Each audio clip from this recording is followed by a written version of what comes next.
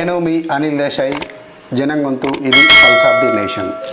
Article 370 రద్దు తర్వాత కేంద్ర ప్రభుత్వం తాజాగా తీసుకొచ్చిన వక్ఫ్ బోర్డు రద్దు చట్టము అత్యంత విశిష్టమైనది, అదేవిధంగా శక్తివంతమైనది. ఎందుకంటే దాదాపు 75 సంవత్సరాలుగా ఏ ప్రభుత్వాలు కూడా వక్ఫ్ బోర్డు పేరుతో ముస్లింలకు లేదా ముస్లిం యొక్క అనుకూలతతో వ్యవహరించిన ప్రభుత్వాలే తప్ప ఏ ప్రభుత్వం కూడా వారికి యొక్క ఉన్న లభ్యతను కట్టడి చేసే విషయంలో ఏ ప్రభుత్వం కూడా పనిచేసిన దాఖలాలు లేవు మనకు. కానీ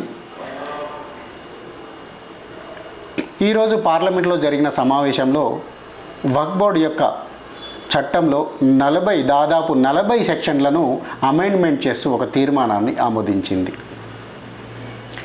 ఎందుకంటే వక్ఫ్ బోర్డు చట్టం అనేది అత్యంత క్రూరపూరితంగా కూడా వ్యవహరిస్తూ దాదాపు మన దేశంలోని 3వ అతిపెద్ద సంస్థగా ఆవిర్భవించింది. ప్రభుత్వము మరియు రైల్వేలు తర్వాత వక్ఫ్ బోర్డులోనే దాదాపు 9 లక్షల పైచిలుకు ఎకరాల భూమి ఉందంటే మీరు నమ్ముతారా? దాదాపు 10 లక్షల కోట్ల రూపాయల ఆస్తులు ఉన్నాయంటే మీరు నమ్ముతారా? అయినప్పటికీ కూడా వక్ఫ్ బోర్డు యొక్క వ్యవహరిస్తున్న దాహం తీరడం లేదు. వక్ఫ్ బోర్డు యొక్క కన్ను ఎక్కడనైతే పడిందో ఆ యొక్క ఆస్తి లేదా భూమి లేదా అక్కడున్న వ్యవస్థ తనకు దాసోహం అనాల్సిందే.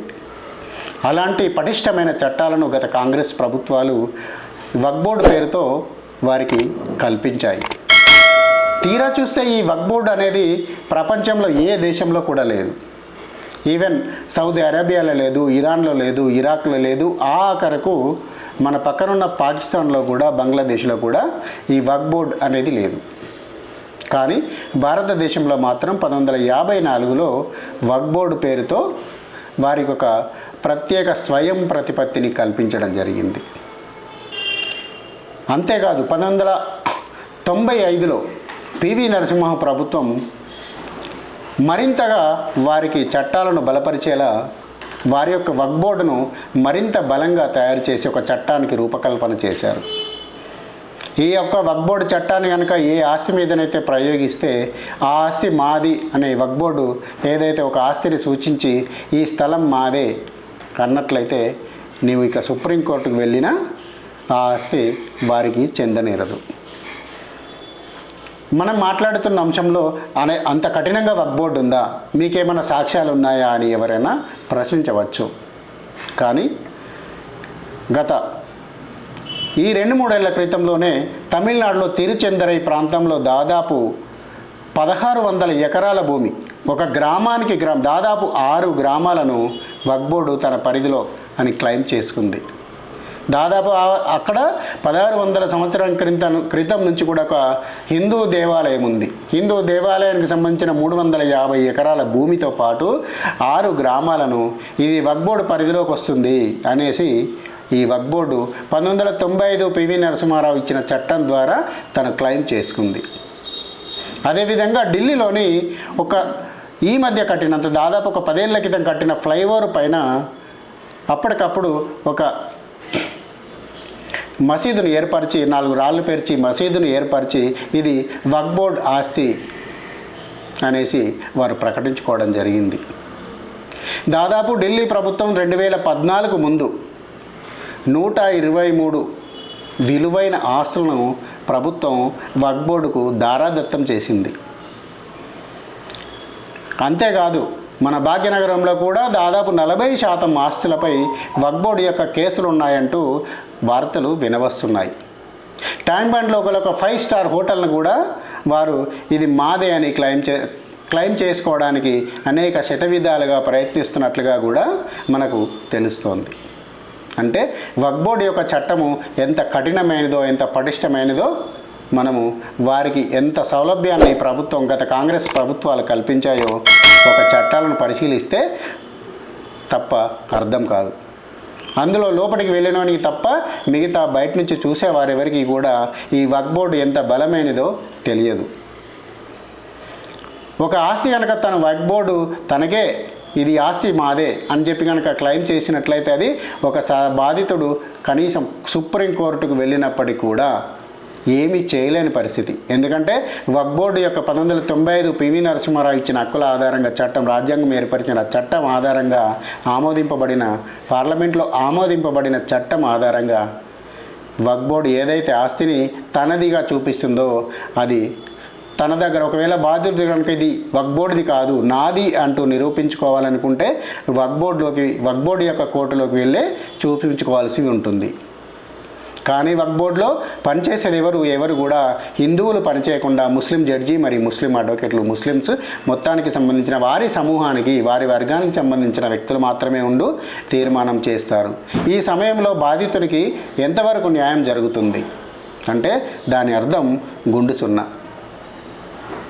ఈ పరిస్థితిలో ఈరోజు కేంద్ర ప్రభుత్వం తీసుకున్న చర్య అత్యంత సాహసోపేతమైన చర్యగా మనం అభివర్ణించుకోవచ్చు. ఎందుకంటే ఈ ప్రభుత్వం ఓటు బ్యాంక్ రాజకీయాల మూలంగా వారికి దాసోహం అన్న ప్రభుత్వాలు, రాజకీయ పార్టీలే మనకు కనబడతాయి తప్ప బలమైన రాజకీయ శక్తి ఏది కూడా వారికి వ్యతిరేకంగా నిర్ణయం తీసుకున్న దాఖలాలు మనకు లేవు. దాదాపు భారతదేశంలో అత్యంత విలువైన 3వ అతిపెద్ద ఆస్తి కలిగిన సంస్థ ఏదైనా ఉంది అంటే ఇప్పుడు వక్ఫ్ బోర్డు మాత్రమే. దాదాపు 8.7 లక్షల ఎకరాల ఆస్తి ఆ ఒక వక్ఫ్ బోర్డుకు సొంతం. మెజారిటీ కలిగిన 80% మెజారిటీ కలిగిన హిందువుల దేవాలయాలకు కూడా దాదాపు అంతటి ఆస్తి లేదు. కానీ వక్ఫ్ బోర్డుల పరిధిలో మాత్రం దాదాపు అంత ఆస్తి ఈరోజు భారతదేశంలో కలిగి ఉంది. అయినప్పటికీ కూడా ఒక వక్ఫ్ బోర్డు తన దృష్టి అంతా ఇంకా తమకు ఆస్తి కావాలనే ఆలోచనతో ఎక్కడ కేసులు వక్ఫ్ బోర్డు ఈ ఆస్తి తమదే అంటూ క్లెయిమ్ చేసుకోవడానికి అనేక రకాలైన కేసులు వేల సంఖ్యల్లో మనకు దర్శనమిస్తుంటాయి. ఆ కేసులన్నీ కనుక వక్ఫ్ బోర్డు పరిధిలోకి కేసులో వక్ఫ్ బోర్డే గెలిస్తే మాత్రము దాదాపు ఎన్ని లక్షల కోట్ల ఎకరాలు ఇంకా మరిన్ని జమ అవుతాయో కూడా తెలియని పరిస్థితి.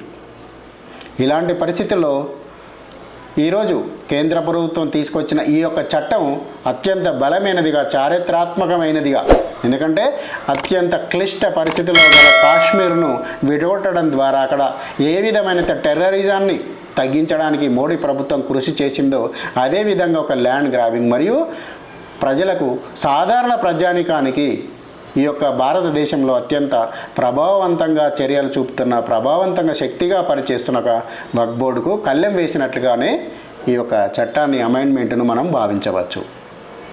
అంటే పూర్తి స్థాయిలో దాని యొక్క నిషేధం విధించినప్పటికీ కూడా అనేక రకాలుగా, అంటే కొంతవరకు పరిధులు ఇప్పుడు ఏదైతే వక్ఫ్ బోర్డు యొక్క 1995 చట్టంలో మొత్తంగా ఏ క్లెయిమ్ చేసుకోవాలన్నప్పటికీ కూడా బాధితుడు ఎవరైనా న్యాయం కోసం ఆశ్రయించాల్సింది వక్ఫ్ బోర్డునే అని జీవో ఉన్నప్పటికీ ఆ జీవోలను కొన్ని తొలగిస్తూ, కొన్నిలో మార్పులు చేస్తూ దాంట్లో కలెక్టర్లకు మరియు మెజిస్ట్రేట్లకు అధికారాలు ఇవ్వడం జరిగింది. తద్వారా ప్రభుత్వం ద్వారా అది నిజమా ఏదా, అది నిజమైతే వక్ఫ్ బోర్డు చట్ట పరిధిలోకే వస్తుందా లేదా అనేది ప్రభుత్వ యంత్రాంగము గమనించి దానికి బాధితునికి న్యాయం చేసే అవకాశాలు ఈ చట్టం ద్వారా ఉంటాయని చెప్పేసి మోడీ ప్రభుత్వం గణనీయంగా ఈరోజు ప్రకటించడం జరిగింది. దాని ద్వారా కొంత యొక్క వక్ఫ్ బోర్డుకు కళ్ళెం వేసినట్లే అని చెప్పి మనం ఈ సందర్భంగా భావించుకోవచ్చు. ఈ కంటెంట్ కనుక మీకు నచ్చినట్లయితే లైక్ చేయండి, షేర్ చేయండి, అదేవిధంగా మీ బంధుమిత్రులందరికీ కూడా పరిచయం చేయండి. మీ తెలిసిన వారందరికీతో కూడా మా జనం గొంతును సబ్స్క్రైబ్ చేయించండి. మీ యొక్క ఆదరాభిమానాలే మాకు లక్షలాది ఆశీస్సులుగా భావిస్తున్నాము. జై హింద్, భారత్ మాతాకి జై.